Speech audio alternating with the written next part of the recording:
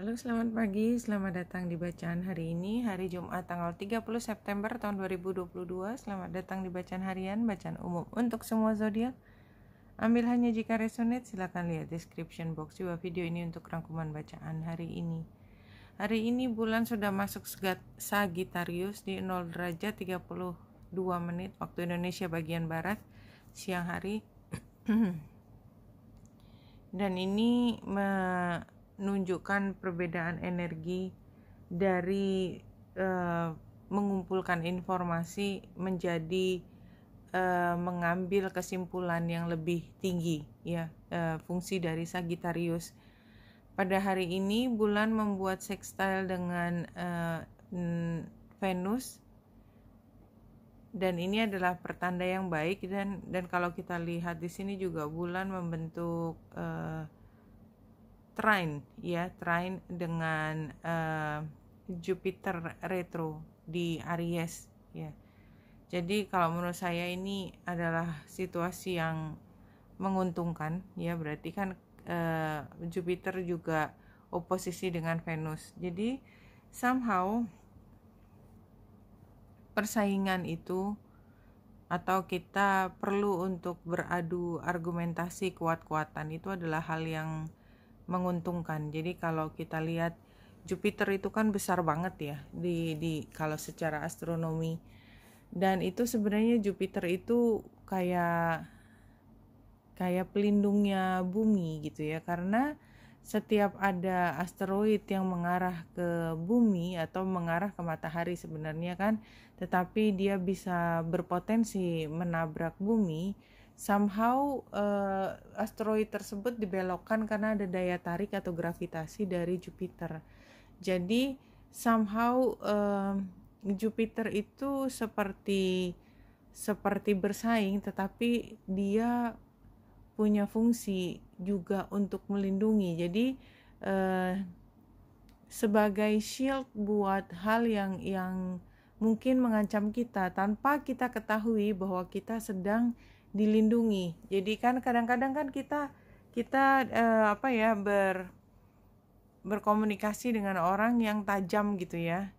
Tapi kalau kita melihat lebih detail lagi, dia tajam tidak hanya sama kita, tetapi pada orang-orang yang punya niatan persaingan atau tidak baik terhadap kita juga. Jadi somehow kalau kita belajar untuk mengerti sisi tajamnya mereka dan belajar untuk melihat tidak ada yang personal, dan memang tidak ada yang personal, dan benar-benar tidak ada yang mengganggu sampai kekerasan fisik, kekerasan psikologis, kekerasan verbal, ya, kalau nggak ada, hanya simply karena memang karakternya demikian. Jadi somehow kayak kita dikasih pemahaman bahwa despite semua kekurangannya, dia adalah yang berharga juga, sehingga kita bisa tetap melihat teman kita yang katakanlah berbeda haluan itu juga hal yang positif, karena seperti reminder buat kita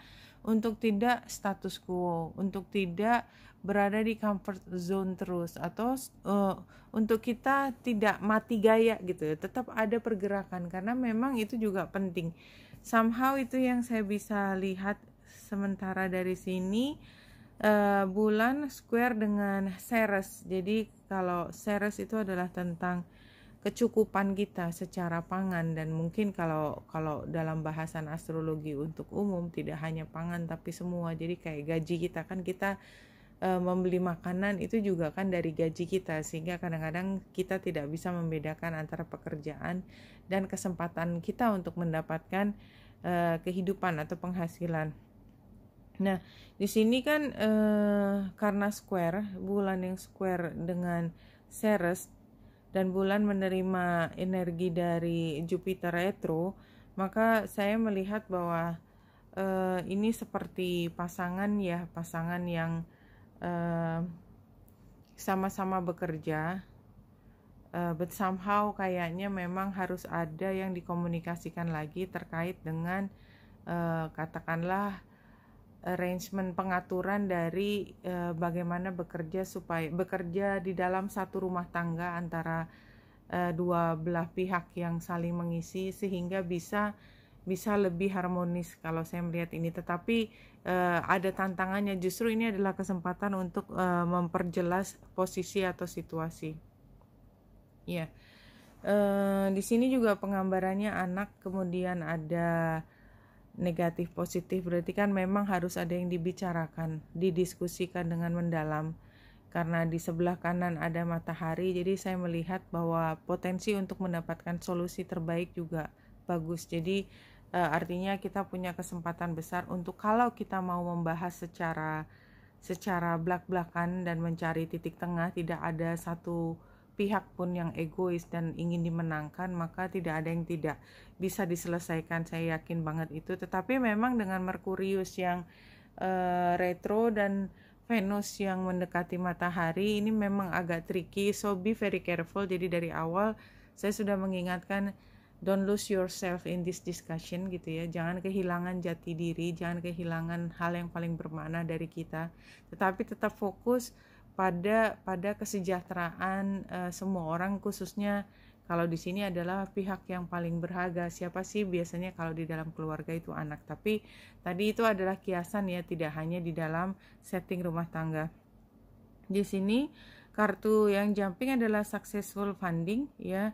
Your idea is divinely guided and supported by the same infinite wisdom of God that gave you the idea. Do not allow money concern to prevent you from turning it into reality. Crowdfunding, partnership, and other investment are available to help you. Jadi kalau menurut saya kayaknya itu kayak apa ya, harus memilih dan serba ketat, tapi somehow kalau dijalanin aja bantuan itu tidak jauh, dia berada di sekitar kita. Jadi tinggal di ujung itu kita udah mendapatkan bantuan tersebut. Kalau di sini 3 kartu yang jumping, pertama adalah new beginning. Kemarin juga kartu ini posisinya tepatnya sama walaupun decknya beda ya. The new beginning. Kemudian yang di tengah adalah uplift your thoughts. Ya, jadi ini juga kembali lagi ini warnanya kuning. Sebenarnya situasinya bagus, tetapi somehow ada yang membuat kita khawatir. Dan kekhawatiran kita bisa membuat mood kita turun, tetapi di sini diajak untuk lihat ini sebagai kesempatan untuk meraih yang terbaik, kesempatan untuk berpikir dari sudut pandang yang berbeda. First step, breaking down this problem into tiny pieces makes it easy to take the first step. Jadi ini adalah strategi untuk memecahkan masalah yang tampak rumit. Itu adalah dengan membagi-bagi ya. Ini sebenarnya adalah metode atau strategi yang sangat smart ya kalau di dalam pekerjaan. Ketika kita melihat tugas yang begitu berat, begitu jauh, kalau kita mampu breakdown jadi kegiatan ya, jadi kegiatan kecil-kecil gitu ya, saling mengisi, dan kita mendelegasikan pada orang-orang tertentu, atau kita punya pengaturan yang sistematis langkah demi langkah, maka kita tahu persis apa yang harus dimulai. Nah, jadi untuk kemampuan kita menentukan langkah pertama dari situasi besar, dari visi jauh gitu ya, itu adalah kemampuan manajemen yang luar biasa. Mudah-mudahan sih teman-teman juga bisa masuk di dalam metode ini. Somehow itu adalah salah satu cara, tetapi dikeluarkan. Jadi ada yang muncul di sini, barangkali memang ini adalah salah satu cara yang disarankan untuk hari ini. Jadi kalau dari sini kita lihat bahwa kita punya niatan yang baik untuk membantu ya, penggambarannya. Tantangannya adalah Four of Wands, artinya kita udah terlalu cepat puas ya dengan situasi ya. Biasanya begini kan sering tuh kalau saya grup dynamic ya, jadi kita bekerja dengan orang-orang yang sudah lama di area tersebut, sehingga dia sudah terlalu nyaman dengan caranya mereka. Ada orang baru datang dan memberi saran, itu biasanya responnya itu nggak positif. Biasanya juga gini gitu ya. Jadi karena mereka udah punya pengalaman banyak, tapi somehow barangkali ada nilai tambahnya, ide baru datang dari orang baru. Kalau kita mau melihat dengan cara yang berbeda. Jadi open minded, kayak the hangman terbalik ini kan open minded, melihat dengan cara yang berbeda, tapi harus sedikit dipaksakan karena yaitu tadi, naturalnya atau biasanya memang orang akan cenderung mengatakan apa yang sudah biasa dilakukan. Jadi praktek lalu itu diulang lagi.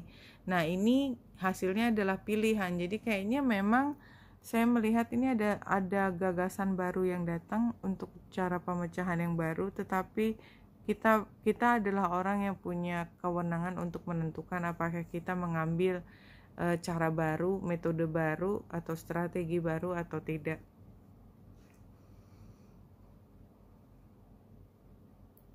Spirit Guides untuk menutup bacaan kali ini mengatakan, you drain all the pleasures and joy from your present moments by polluting them with guilt from past deeds done and worry about future deeds undone.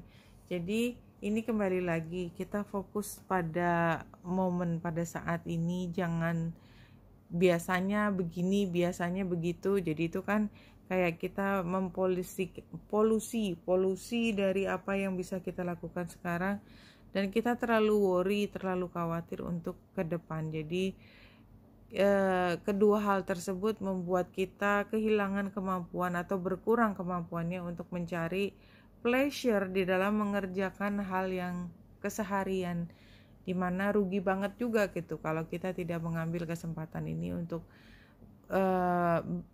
enjoy kerjaan kita. Tidak berarti kita pekerjaannya menjadi tidak serius, kan bukan itu. Kita tetap bisa bekerja dengan serius dan sepenuh hati, all out, tapi sekaligus juga menikmati dari proses ini. Nih yang dimaksud. Oke, Wanita Indah saya sini semoga membantu. Salam hati dan cahaya.